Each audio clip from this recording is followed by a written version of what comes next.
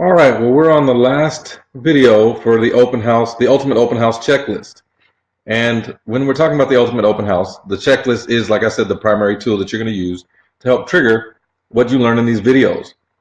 The actual checklist will be included with the package. So when you look at the additional information here in this particular module, you will see, or in this lesson, you will see that there's the checklist, the scripts, and all those different things that you use as tools to help you out.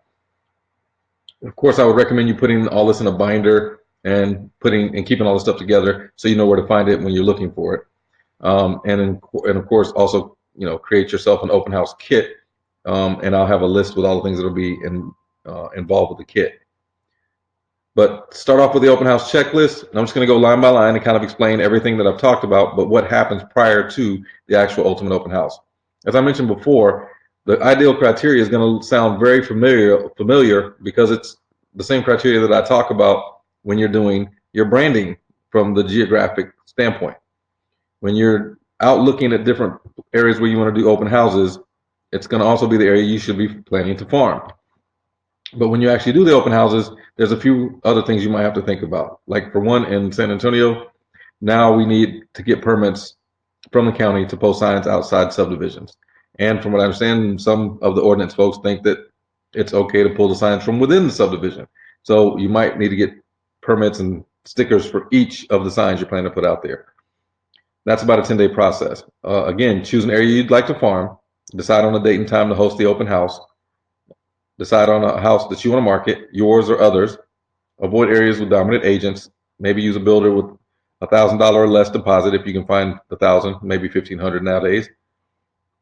7 days prior, you're going to create an Eventbrite page or just Facebook page if you're not familiar with Eventbrite and you don't have a list to market to. Contact the owner or listing agent for the okay. Make sure that they're okay with you doing an open house. Get permission to use pictures for flyers and ads if it's not your listing. If it is your listing, set up a coming soon campaign on Facebook and advertise the open house. Now, these are things that you can do and should be done on your open house, or correction, on your listing checklist, so that you're following the checklist. Every time you get a listing, you should be doing an open house exactly the same way you would do any other open house. But in this case, it's your listing, so there's a few other things you might check off in addition to that. A single property website. Those are great for open houses as well as for listings. And get the listing agent to post the open house date on MLS, Zillow, Trulia, Realtor, all those different sites. Builders can do the same thing. They have their marketing department do that for them.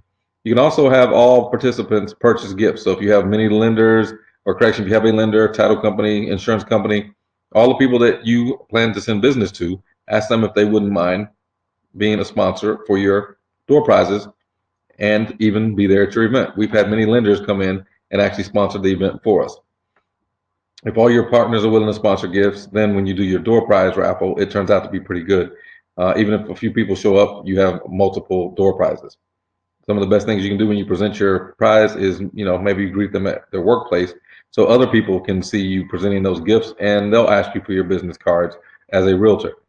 So you check to see if the builder in the neighborhood is doing an open house, because that's never a good thing when you're trying to compete with the builder, because obviously they usually position themselves in the best spot in the neighborhood.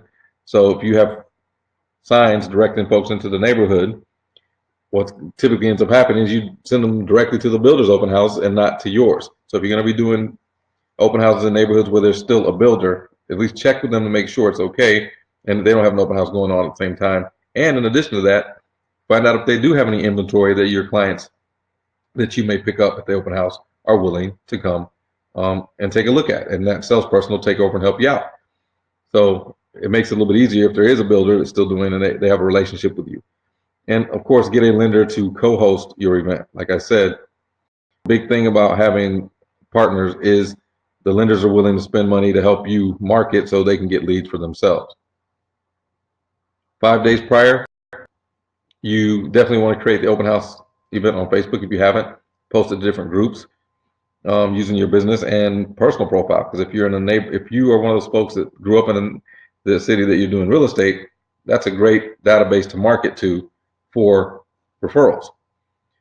Also record a video to upload to Facebook. Do a unique features teaser.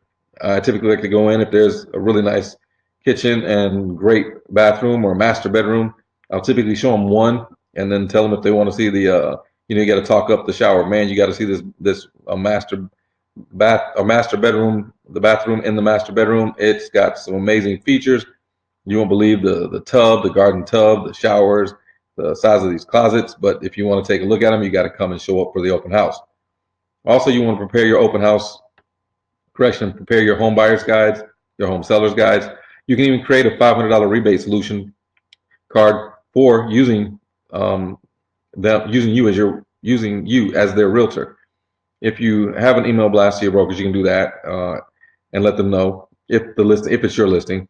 Map the neighborhood for signage a few days out so you know where to put those signs, and then contact your lender at no later than 5 days out to find out if they can, create a rate sheet for you. Again, the rate sheets have the monthly numbers, not the price of the home.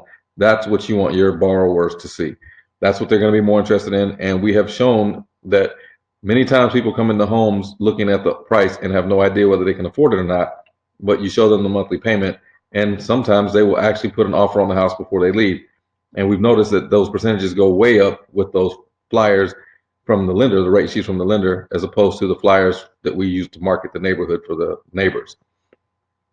So, and then create a list of available homes from the MLS within a 1 mile radius. So if they are other homes in the neighborhood, just go to the MLS, look 1 mile radius, and get those other homes. Bring a list, make copies of the list, and take that with you. Then from there, 4 days prior, you want to block time with the CSS or sales consultants if you're using new build of other homes. If there's a couple other ones that are very similar to that one, you might want to block some time with, especially if they're on the same road. Start a Facebook ad campaign with a video, as I've shown you, maybe multiple pictures or maybe a video of you walking through the house and doing a tour, and boost it for $25. Usually Tuesday through Friday or Saturday, and see how many people you can bring in from that. There's also another reason why you want to do that. Like I mentioned before, one of my top students end up getting about 10,000 people watching his videos over the last 9 to 12 months. And that's from doing campaigns like this every single time he does a open house. And now he can retarget the same folks that watch his videos. So now when he does his cost per click or cost per lead, it's going to be a lot lower because he's marketing to people who have already looked at his videos and watched at least 10% of them. And we know if they've been watching his videos, they're probably interested in what he has to offer. So those are another reason why you want to use video. But these are the type of videos you want to do: post and boost the videos, or do ad manager, as I've shared with you, first before you do any boosting, so you can reach the same audience over and over again. Share your Facebook ad to your personal page, and if you have team members, family members, friends, everybody, have them share your post as much as twice a day up until the event. Add admins if you'd like, and get them to share it twice a day to their pages as well. And get your partners to share, your lenders, title company, warranty company, even the builder. Everyone should be sharing whatever post you create. If you create an event on Facebook with a video, that's always good. Now they allow you to put videos in the Facebook events. So if you do a quick video of the home, you might as well use that tour as the event video. And that makes a lot more sense. Then from there, 3 days prior, prepare and print out the open house flyers. Prepare 20 to 30 open house signs, which you should already have them specially ordered and custom. Then you can get the 2 13-foot flags, if not 3, and have those ready to go. And if you have a ringless voicemail service, you can actually send out like sometimes around 200 neighbors for a set cost every month, and they'll get a ringless voicemail, letting them know that they're invited to the open house. Decide on snacks or food, and most of the time that's going to be things that are prepackaged. It's good as making cookies. The smell may be fantastic, but unfortunately most people won't eat food that's been sitting there open on a counter for obvious reasons. So get the prepackaged food. That way you can not only have it for that event, but you can also use it for multiple events, and you're not coming out of pocket with money every time you want to host an open house event. 1 or 2 days prior, you're going to prepare your listing presentations, prepare your buyer rep presentations, pass out those door-to-door flyers if you're not using the voicemail blast, or even if you are. If you have brokerages in the area and it's your listing, you want to also get the word out to them. Email blast reminder to realtors, again, if it's your listing. Get bottled water. That's a good idea for you to just get anyway, because most people will drink a bottle of water, and you're probably going to need some for yourself. Then remember, a couple of days prior, post 10 to 15 open house signs within the subdivision, 10 to 15 open house signs outside the subdivision. I say start with a total of 20, signs altogether. Usually 12 left-right signs and then 8 straight arrow signs. But order those, and when you do order them, just don't forget that the arrow left-right signs, they're two-sided, and the straight arrow signs are only one-sided. If you put straight arrow signs with both sides, people come one way and they see an arrow pointing one direction, and they come back the other way and it's pointing the total opposite direction. It doesn't make sense. But I've seen that happen several times, and people have been driving in circles, couldn't find the open house, and they just left the neighborhood. So we don't want that to happen. Um, from there, again, that's when you want to post these other ones, 1 or 2 days out, maybe 3 if you're going to do them on Sundays. But you want to post a free CMA, what's your home really worth, and then post the 100% free buyer services both in the yard. From there, the day of, if you have sandwich boards, put them in the yard, sign in roster sign on the front door, set up the 13-foot flags. And if you have any other signs you want to place out that you haven't, or you maybe need to replace, put those signs out around the neighborhood. Send a candle if necessary. Of course, some houses are going to need it. Facebook Live walkthrough 30 minutes prior to the open house. If not, then just record the video and upload it later, because sometimes you don't have good internet service. And just remember, when you're doing the open house, do not greet them at the door. Let them come inside. Ask them how they found out about the open house. They know the house is open for them to come in. If you greet them at the door, you look a little bit anxious and desperate. So let them come in, and they'll come to you if they need you. I've had people walk around the house and then come find me. I've had people come right up to me and say, and start asking me questions about the house. But either way, you want to just sit back and let them come to you, minus the fact that you want them to sign the roster. When they come in, make sure they sign that roster, and the rest from that point comes after the fact. So after the open house, you want to add the prospects to your CRM and your autoresponder. Follow up with your prospects. Follow up the realtor and the builders. Let them all know how the open house went. Send the listing agent the ad campaign report. So if you want to do it in the future, they look forward to seeing you, because you give them some details on how many people showed up, and basically what feedback you were getting from the people that did come in. And then do a Facebook Live event for the raffle, typically before you leave. Track what marketing brought the most people. These are numbers that are important to you, so you'll know what you need to improve on. And then use the raffle video for future events. Just use it to advertise, and use those same videos to keep the buzz going.